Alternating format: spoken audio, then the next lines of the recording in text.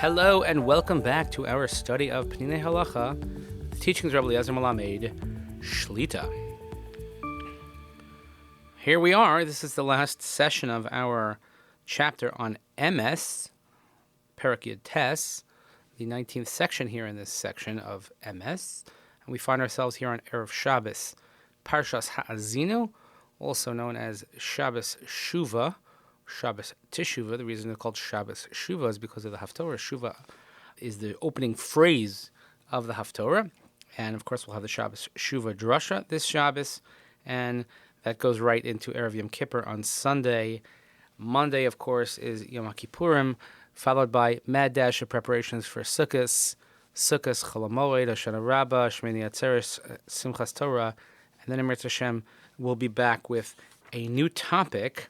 Haven't yet selected it, but happy to take suggestions, and we will let you know as soon as that happens. But let's finish this up with number 19. Here's the question. A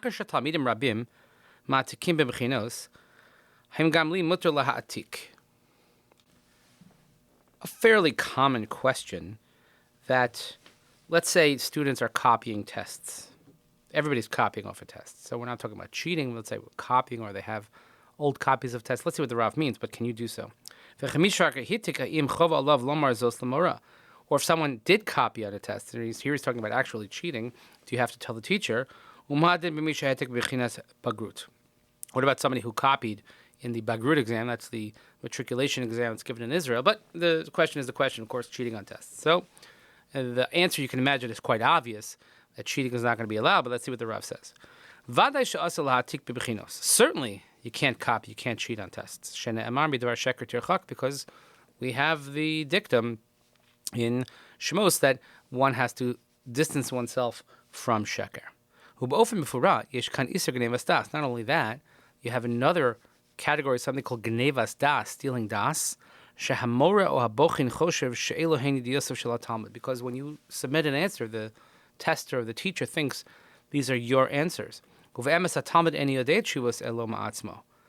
in actuality, the student does not know the answers to these questions on his own.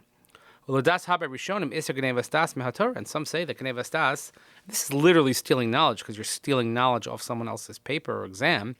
Some say that this is a Torah prohibition because it says lo tignovu, you shall not steal. And he quotes the Ritva in Chulin and Daf Tzadi Daled, that this is considered a Torah prohibition, gnevas das, when it says don't steal. And someone who cheats or copies on an exam is also abrogating or neglecting a positive commandment, in which we were commanded to walk in the paths of our Creator, where we're supposed to cling to His attributes, because it says you have to walk in His ways.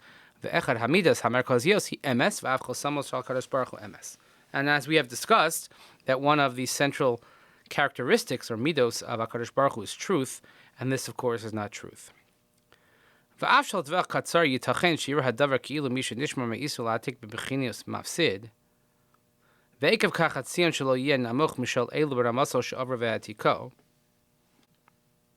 though it may seem that certainly for a short period of time or for a certain range, that someone who refrains from copying is going to lose because he's going to have a lower mark than those who were cheating. Truth is greater, it's worth more than a mark. And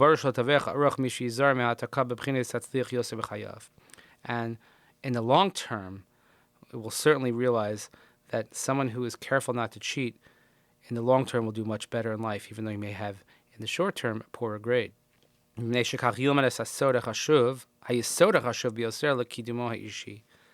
he's learning the very important principle, the human principle. What's more important, to rely only on your knowledge and your characteristics and your strengths.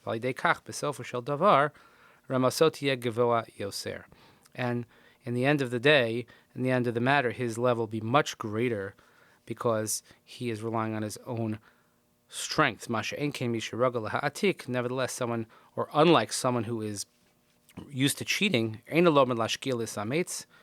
is not someone who's going to learn how to put in the effort, how to dig in and work. And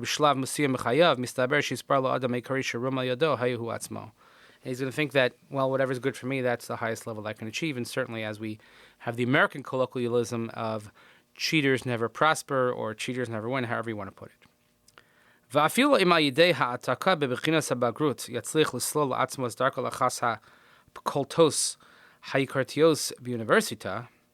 And even if, let's say, he's cheating on his Bagrut exam, and he'll be able to put him on a higher level, let's say as far as qualifying for university, it's not going to, even though it might qualify you for a greater entrance possibility, but it's not going to give you more knowledge. You're not going to be more prepared. So what's the point of it? Let's say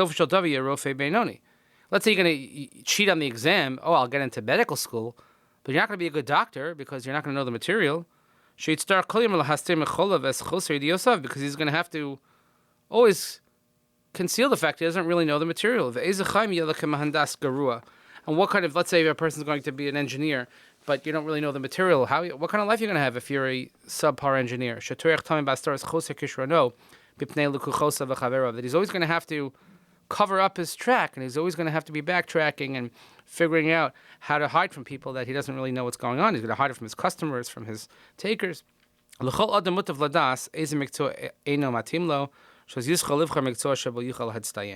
Person should always know what he's not good at, and therefore he could choose a profession or an area in life in which he excels. And let's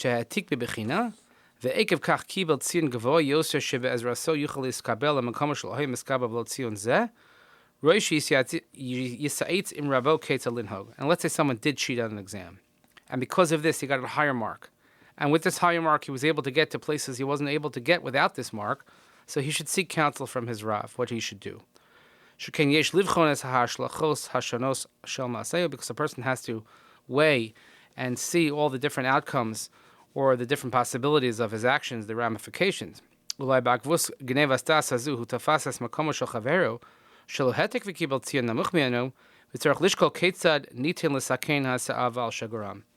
you also have to think about the fact that maybe your friend who didn't cheat, who got a lower mark, and you're taking his spot, you're taking her spot, you have to figure out how to fix that. And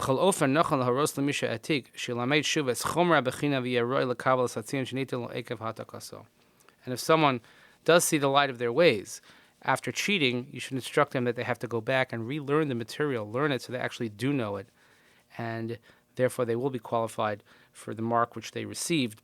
And going forward, hopefully they won't not do so again. Well, that brings us to the end of the chapter on Emes. Very, very weighty chapter. Wow, we covered a lot here, and much to do that is Halacha L'Maisa. But I want to wish everyone a restful and peaceful Shabbos Shuvah, and a Gemar Chasima Tova. May we all have an easy and a meaningful fast. May all of our tefillas be accepted Litova. And I just want to share one word of inspiration, perhaps something to think about over Yom Kippur.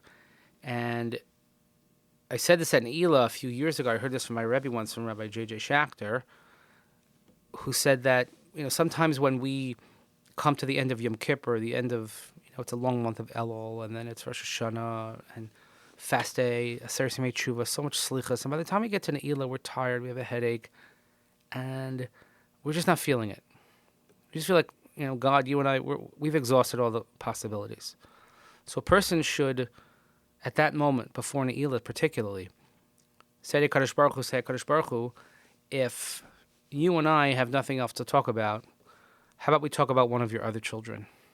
And if you have nothing to ask for yourself, or to confess for yourself, or to even converse about yourself with HaKadosh Baruch Hu, talk about one of Hashem's other children, because I'm sure we all know someone who's struggling, someone who needs an extra prayer, someone who has a health challenge, someone who has family problems, some couples that are struggling to have children, somebody who's struggling with parnasa, whatever it might be.